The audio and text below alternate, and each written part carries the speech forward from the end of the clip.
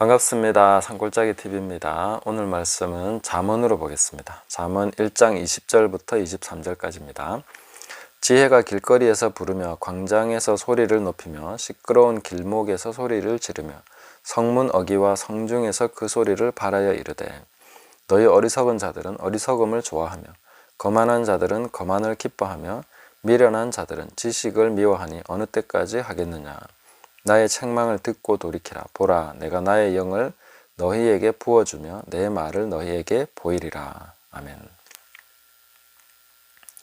저 자신을 포함해서 우리들 대부분은 지혜를 굉장히 좋아하고 또 지혜를 얻고 싶어 한다라고 생각할 것입니다. 그리고 지혜가 어디서부터 오겠나 하고 나름대로 생각하고 있는 루트가 있는 것이죠. 아마 지혜는 이런 방향에서 올 것이다. 그래서 좋은 가르침 혹은 좋은 책, 그리고 뭔가 잘 가르쳐 줄 것 같은 그런 분, 지혜로운 말이나 지혜로운 그런 가르침들을 찾아서 내가 잘 듣고 깨달으면 내가 지혜롭게 되지 않겠나, 이렇게 생각을 하는 경향이 있겠죠. 저도 그럴 거라고 생각합니다. 그러나 그것은 착각이다. 그게 바로 우리가 깨달아야 될 부분입니다. 지혜는 그런 방식으로 오지 않는다 하는 것이죠. 내가 생각하는 루트로 지혜가 오지 않습니다. 내가 기다리는 곳으로 지혜가 와주지 않습니다. 오히려 지혜는 항상 소리 지르면서 나한테 지혜를 얻으라고 지금 막 부르고 있다고 성경은 그렇게 말해주고 있습니다. 이제 성경에 우리가 귀를 기울이면서 어떻게 지혜를 얻는 것인가, 이걸 이제 봐야 된다는 것이죠. 시끄러운 길목에서, 길거리에서, 광장에서, 성문 어귀와 성중에서 이렇게 소리를 지르고 있다는 것입니다. 사람들이 많은 시끌벅적한, 전혀 지혜가 있을 것 같지 않은 그런 장소에서 지혜는 내가 지나가는 길에서 가다 보니까 어떤 시끄러운 사람이 소리 지르고 있네, 저 사람 뭐 하는 사람이야 하고 지나가는 그런 길목에서 또 많은 사람들이 막 꽉짝짓걸 하고 있는데 그 중에 지혜가 있다는 것이죠. 자, 그런 것을 말해주고 있다는 것입니다. 그리고 만약에 성중에 지나가다가 지혜가 부르는 소리를 들으면 오히려 우리는 도망갈 것입니다. 왜냐하면 지혜는 이렇게 말하고 있기 때문이죠. 너희 어리석은 자들은 어리석음을 좋아하는구나. 거만한 자들은 거만을 기뻐하는구나. 미련한 자들은 지식을 미워한다. 어느 때까지 그렇게 살래? 이렇게 얘기하고 있으니까 책망을 하는 것이죠. 지혜는 책망을 하고 있습니다. 그러니까 만약에 그 지혜의 부름에 응답하는 순간 많은 사람들이 나를 바보로 볼 것이다, 이렇게 생각하게 되는 것입니다. 너 바보들아, 너 뭐하고 있어? 이래 돌이켜라고 했을 때 나라고? 나를 누가 부르는데 하고 응답할 사람 아무도 없죠. 스스로 그래 생각하고 있더라도 사람들이 보는 앞에서는 창피해서 그 부름에 응답하지 못할 것입니다. 공개적으로 어리석은 자는 이리 와라 했을 때 어리석은 자 모집함, 거만한 자들 모집함, 이렇게 했을 때 누가 거기에 응하겠냐는 것이죠. 아무도 응하지 않는다는 것입니다. 지혜를 원한다고 생각하지만 우리는 애써 지혜를 외면하고 있는 그런 상황을 오히려 대비적으로 보여주고 있는 것이죠. 어리석은 자들은 어리석음을 좋아하네. 자기가 어리석다는 거 알면서도, 뭔가 가르침이나 지혜가 필요하다는 거 알면서도 어리석음을 인정하는 방향으로 나가지 않는 것이죠. 오히려 그걸 자꾸 감싸주고 그것을 보호해주는, 그런 자신을 보호하는 식으로 나가고 있는 것이죠. 거만한 자들은 자기가 이게 문제야 라고 생각은 하지만 그런 것을 사람들 앞에서 수치스럽게 인정하지 않습니다. 부끄러움 당하는 것을 싫어합니다. 그러니까 거만을 오히려 기뻐한다라고 지혜는 말해주고 있는 것입니다. 미련한 자들은 지식을 원한다고 하지만 누가 가르쳐주는 거 싫다는 거죠. 나한테 훈계하는 것도 싫다는 것이죠. 내가 틀렸다고 그런 말 듣는 거 싫다는 것이죠. 그러니까 우리는 오히려 지식을 미워한다, 이렇게 말해주고 있는 것입니다.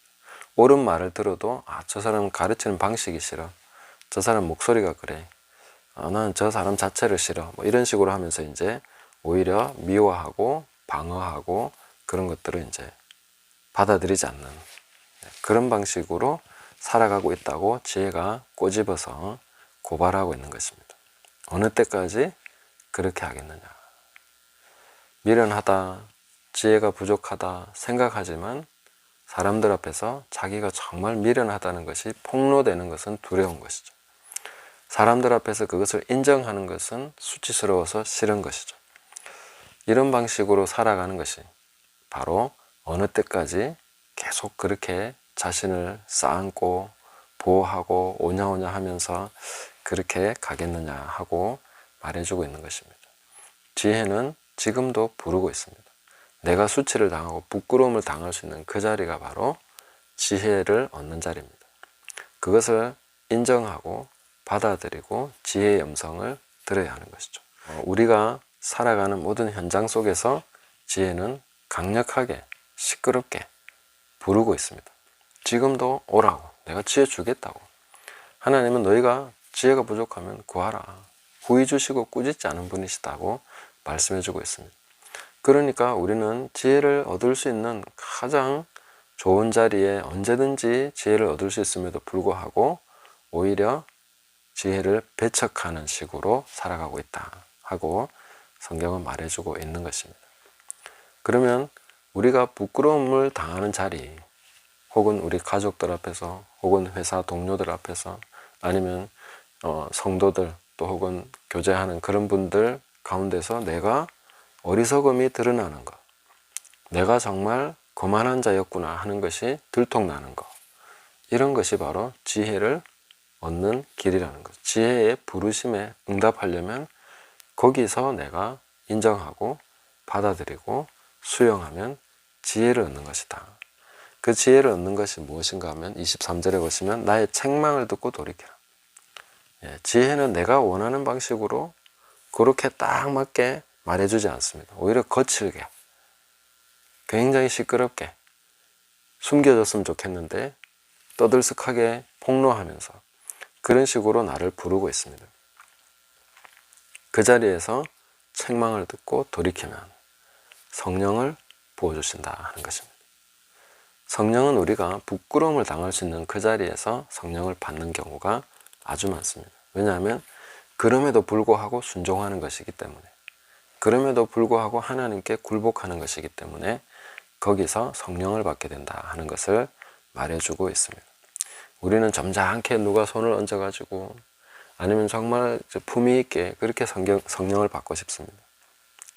그러나 성령은 그렇게 아니고 나를 굉장히 부끄러운 장소에, 도망치고 싶은 그런 자리에서 하나님 말씀 때문에 또 성령 안에서 순종해야 되기 때문에 그 자리에서 그 수치를 당하고 그 모욕을 내가 채우고 그렇게 했을 때에 성령을 부어주셔서 그것을 지혜로서 채워주신다 이렇게 말해주고 있습니다.